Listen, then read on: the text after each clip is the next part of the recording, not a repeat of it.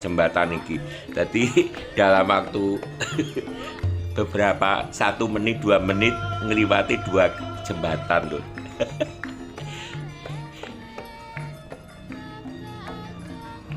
Lagi nikung ki jembatan maneh ya iki lho unike neng wilayah Kecamatan Kademangan Kabupaten Blitar lur.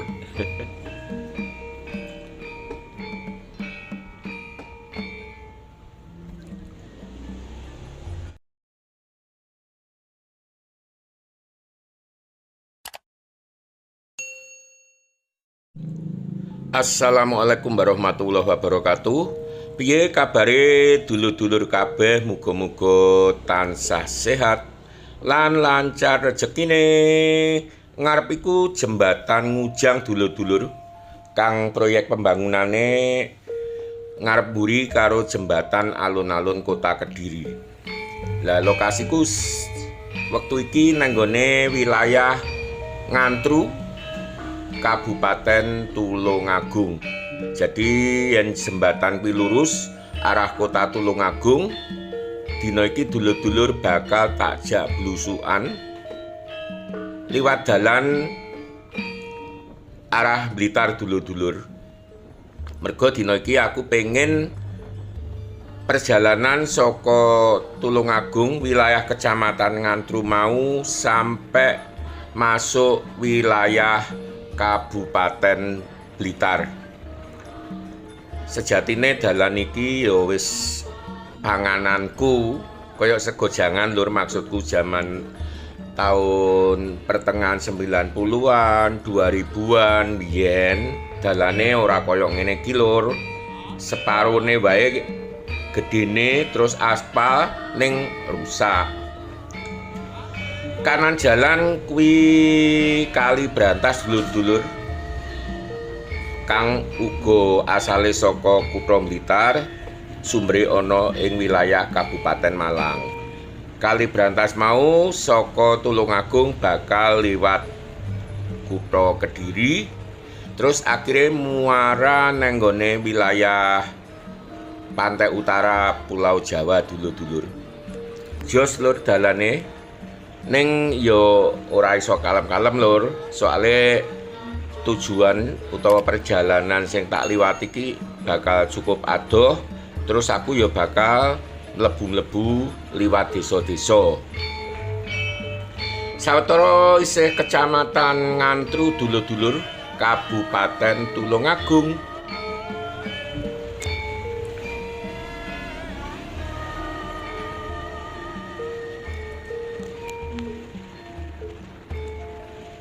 Dalan iki uga yen gak kliru jalur bis umum Kediri Blitar dulur-dulur. Ning saiki yo apa jenenge penumpang umum sing gawe jasa angkutan bis iku rada berkurang lur. Pertigaan ngarep yen ngiri arah Purwodadi Keras ki awake dhewe jiko lurus lur, mergo bakal takjak ngliwati jembatan Ngujang 2. State mawa ade nenggone sebelah jembatan Ngujang 1, ki awake dhewe bakal liwat jembatan Ngujang 2. Saking suwine gak liwat sampai aku lali kaya apa bentuke lur. Kanggo dulur-dulur sing durung nate liwat jalur iki, iso disimak video iki dulur-dulur sampai tutup. Kanggo dulur-dulur sing durung subscribe aja lali tekan tombol abange subscribe.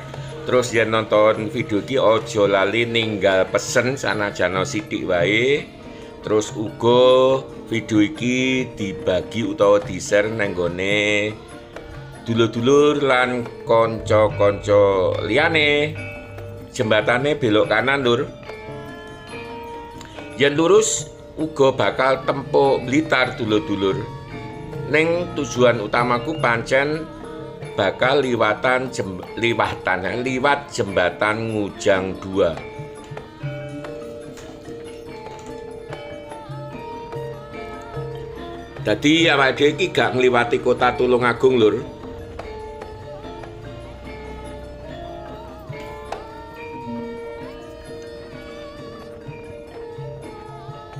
awal-awal jembatan iki dadi bakul-bakul nang nggone kanan jalan mau rame banget lho Lur. Oh, sistemnya koyo jembatan Wijaya Kusuma Mojo Kabupaten Kediri Lur, persis. Kiak dhewe mlebu desa Bukur yen gak keliru Lur. Kecamatane masuk Ngujang apa Sumber Gempol ya. Monggo dulur-dulur kang ngerti wilayah iki dijlentrehke. Wilayah iki masuk Kecamatan Ngujang apa Kecamatan Sumber Gempol. Desa Bukur. Ki akeh dalan Lur, akeh simpang, dadi kudu hati-hati yen nganan kemang jelas masuk Kota Tulungagung. Ki lurus Lur awake dhewe, mergo tujuanku pancen nanggone wilayah Blitar.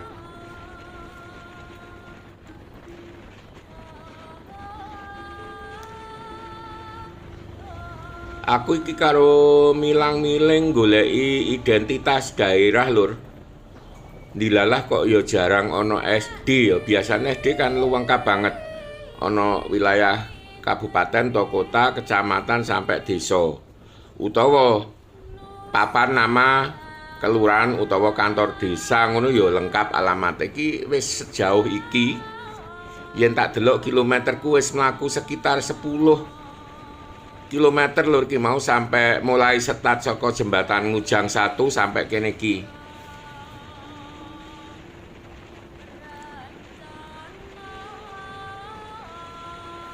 Kadang-kadang masjid ya nek cuma jarang sekali tulisannya sing gede menonjol ngono.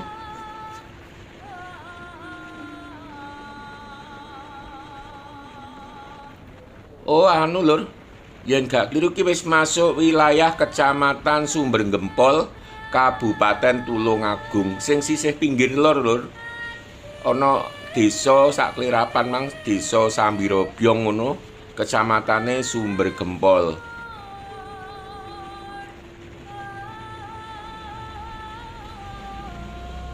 Jadi tanpa lewat Kecamatan Ngujang, mergo Kecamatan Ngujang ini seberang jembatan Ngujang 1 mau. Yen lokasiku mau nang Kecamatan Ngantru Lur. Jadi jembatan Ngujang 1 mau iku batas antarane Kecamatan Ngujang sisih kidul lan Kecamatan Ngantru sisih lor, Kabupaten Tulungagung. Dalane jos Lur. Beh nggih mlaku-mlaku penak tenan Lur. Terus lalu lintasnya uga sepi, iso dipirsani dhewe Lur.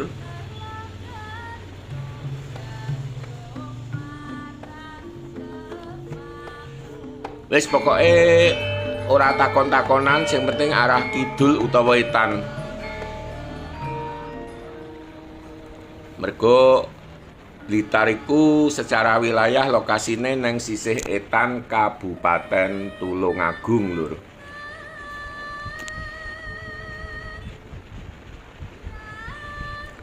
Wis pirang puluh tahun yo gak liwat dalan iki. Beh mbiyen Lur liwat dalan muket-muket ya aja dibayangne koyo ngene Lur, dalane ya ana sing lemah, terus ana sing aspal elek ngono kae Lur.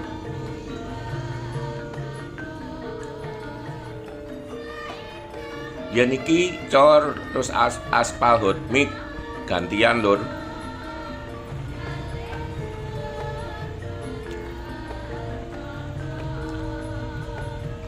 Lah ngarep iki wis masuk jalan ngarep iku Polsek Sumber Gempol Lur.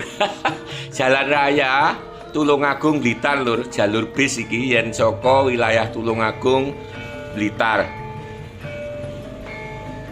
Lan wilayah Sumber Gempol sisih pinggir wetan Lur, wis arepe masuk wilayah Kecamatan Ngunut. Gak ngerti ngono ki mau termasuk penghematan apa jarake luwih adoh yen arepe menyang Blitar saka wilayah Ngantru. Dalane ya lumayan Lur, ki mbiyen bekase hot mix alus banget. ya sebagian ana rusak titik-titik bergelombang ngono. Amarga ya sering banget ana truk-truk, mobil-mobil kelebihan muatan dadi duduk kelas jalane lur. Kang mesti wae bakal cepet ngrusakake aspal.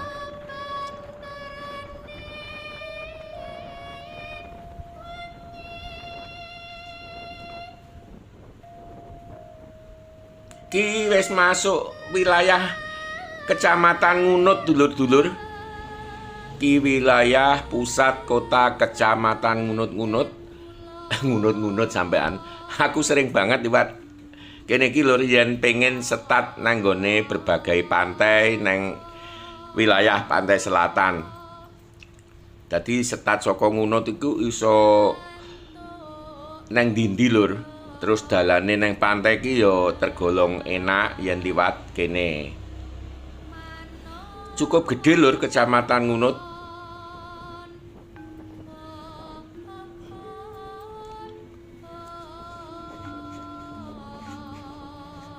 Dalane yo gede.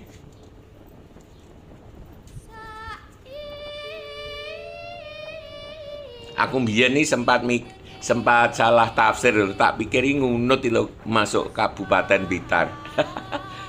Tibake asli wilayah Kabupaten Tulungagung. Malah engko sebelahe sadurunge Blitar iki awake dhewe sik ngliwati salah siji kecamatan maneh, yaiku Kecamatan Rejo Tangan, wilayah Kabupaten Tulungagung kang paling ngetan wis berbatasan karo wilayah Blitar.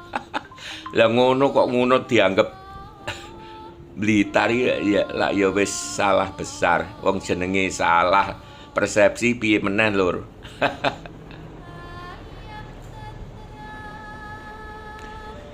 Ki lalu lintas rame banget lur. Dasare dina Minggu, hari libur, terus suasana cerah, langitnya biru banget, ya sanajan panas lur.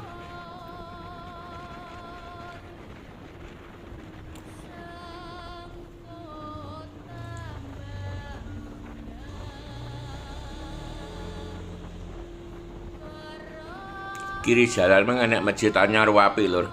Mengko wae yen mulih mampir salat nang masjid mau.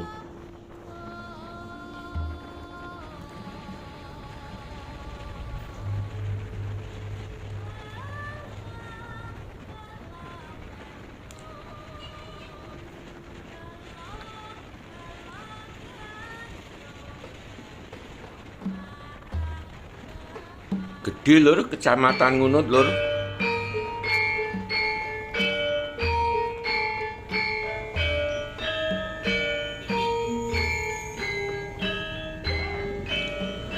Perlintasan kereta api lur, ojo kaget. Kingko bolak-balik awake dhewe bakal ngliwati perlintasan kereta api. Pokoke Kediri, Tulungagung, Blitar, Malang. Wis bolak-balik liwat perlintasan kereta api. Sing penting mengikuti rambu-rambu dulur-dulur. Wayahe mandeg ya mandeg, wayahe mlaku ya mlaku.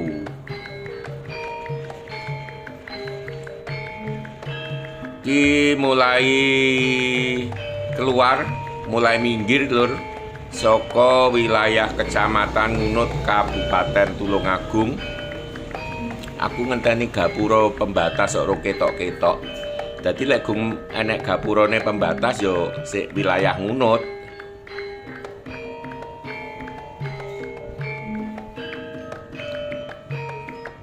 Lah perlintasan kereta api maneh.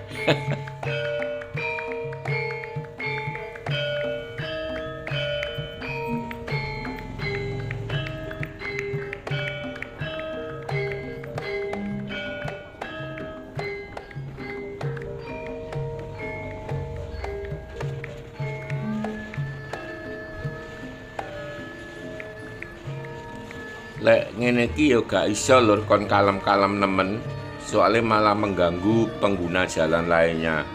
Jadi mau tidak mau ya di atas 60 km per jam lur, kadang-kadang 70-80.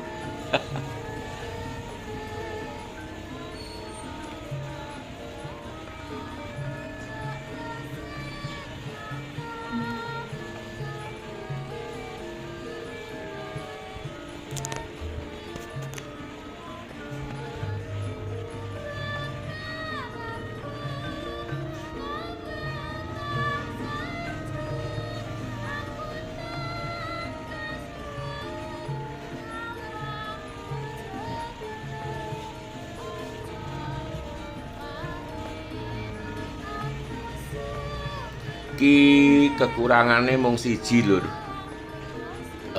Pepohonan pinggir jalan lur. Kurang akeh.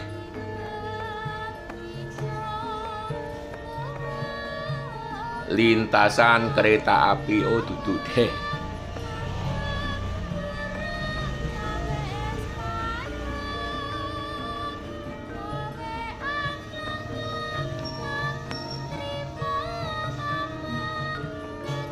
Iki lho Rejo Tangan, bakno gak ketara ya apa aku nglamun kok gak ngerti gapura pembatas. Kene iki wis wilayah Kecamatan Rejo Tangan, Kabupaten Tulungagung dulur-dulur.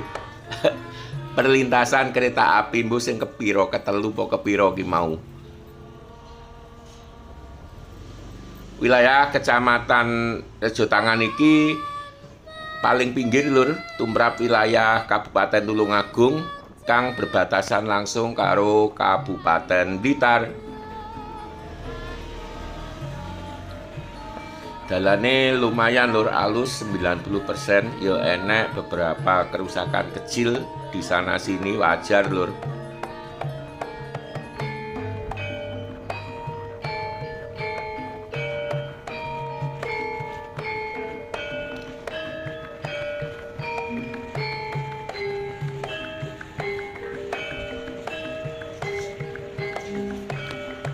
Yen dibanding Ngunut sih kalah rame lur.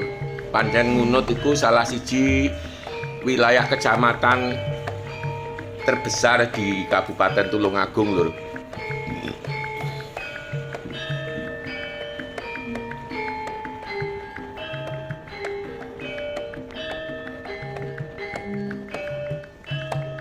Perlintasan kereta api mbuh sing kepapat atau sing kelima iki.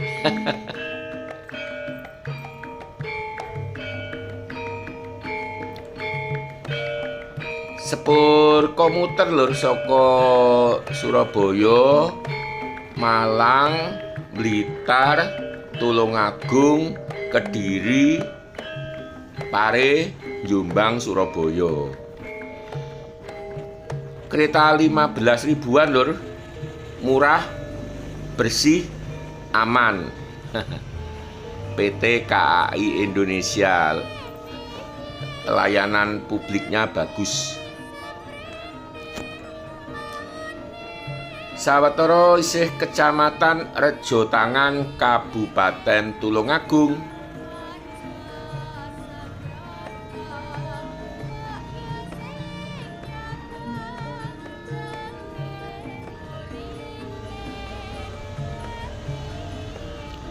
Lah, truk-truk gede kok sing tak omongne iki lho lur.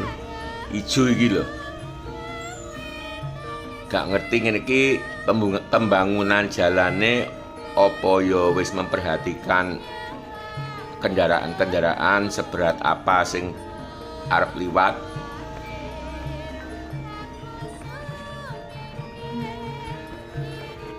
Suasanane bagus banget lur ki mau.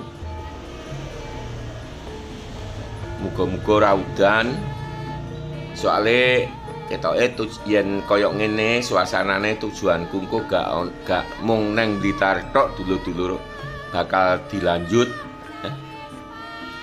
Dubar Kecamatan Rejo Tangan Kabupaten Tulungagung mengko awake dhewe masuke nang gone Kecamatan Kademangan dulur-dulur, Kabupaten Blitar. Wilayah kecamatan kang paling kulon, berbatasan langsung karo Kabupaten Tulungagung.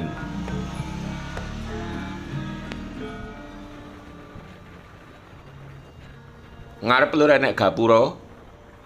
Ketok iki batas antara Kabupaten Tulungagung. Lah saiki dhewe masuk wilayah Kabupaten Blitar, tepatnya wilayah Kecamatan Kademangan.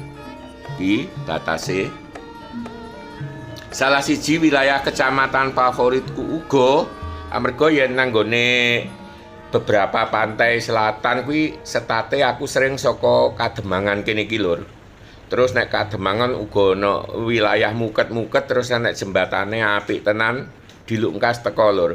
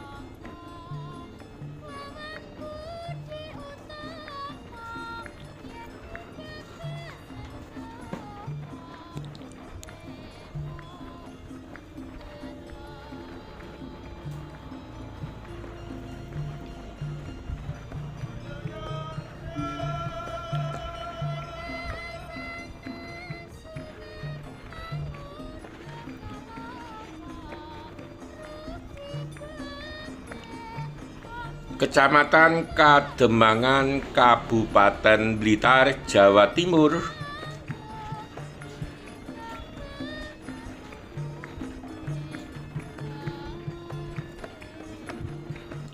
Dilungkas lur, teko jembatan sing tak critakake mau, jembatan kembar tetapi tidak kembar.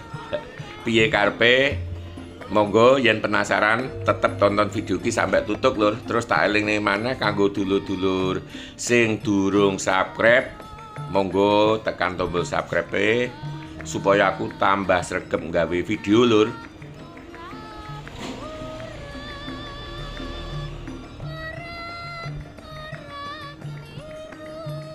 Kimang lalu lintas mulai kok sepi yo, berarti jam-jam koyok ngene iki wis teko lokasi wisata. Lah engko mulai rame meneh sekitar jam 3 po jam 4 neng dhuwur ngono wis padha mulih.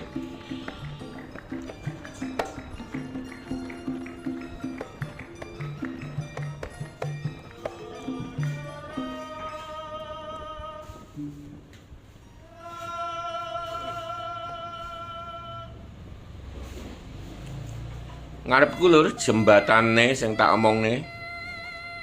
Terus ono petunjuk arah yen ngiri arah kota, yen nganan tapi kudu nikung liwat jembatan ping pindho lur. Kuwi lagi nang nggone pusat kota Kecamatan Kademangan. Kiri jalan ki koyoke pos polisi Kademangan lur. Lah ki lur jembatane loro jejer. Sing siji Pagerabang ki koyo jembatan Ngujang 1 mau, uga koyo jembatan nang alun-alun Kota Kediri. Terus sitoke jembatan nganggo rangka besi. Dadi ora kembar, mung jejer jembatan. Jembatan Kademangan, Kabupaten Blitar. Ki lur saiki liwat, dadi gak oleh nganan mau ditikungne liwat jembatan iki. Dadi dalam waktu beberapa 1 menit 2 menit ngliwati 2 jembatan lur.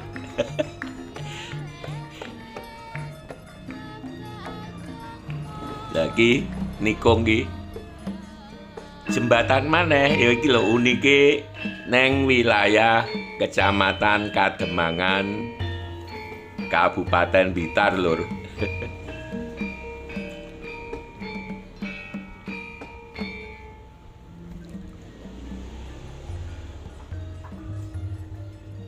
Yen nganan balik meneh nang arah Rejo Tangan Tulungagung mau lur. Ki awake dhewe ketoke kudu ndang leren lur. Yang golek warung lur, wayahe makan saeneke lur. Nang kene iki angel golek warung kopi sing genah.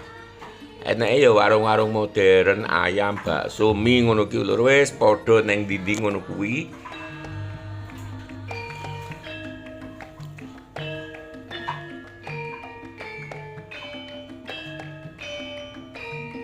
Soto, mie, bakso.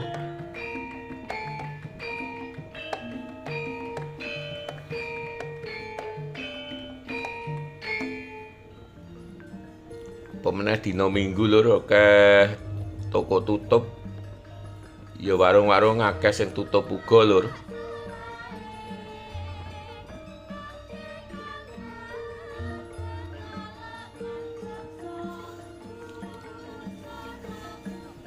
Kanan jalan ono masakan Padang lur. Kuwi wis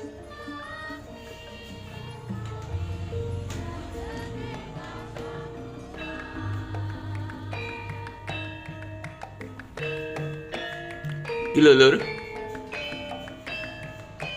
Semua 10.000 harganya, podo karo nek Kediri. Ngene jarene ekonomi lagi hancur. Panganan masakan Padang semua 10.000 lur. Ki telur kuandel telure wis lengkap pokoke. Bismillahirrahmanirrahim. Oke lur, video bakal tak akhiri sakmene dhisik. Sampai ketemu nang video berikutnya. Wassalam.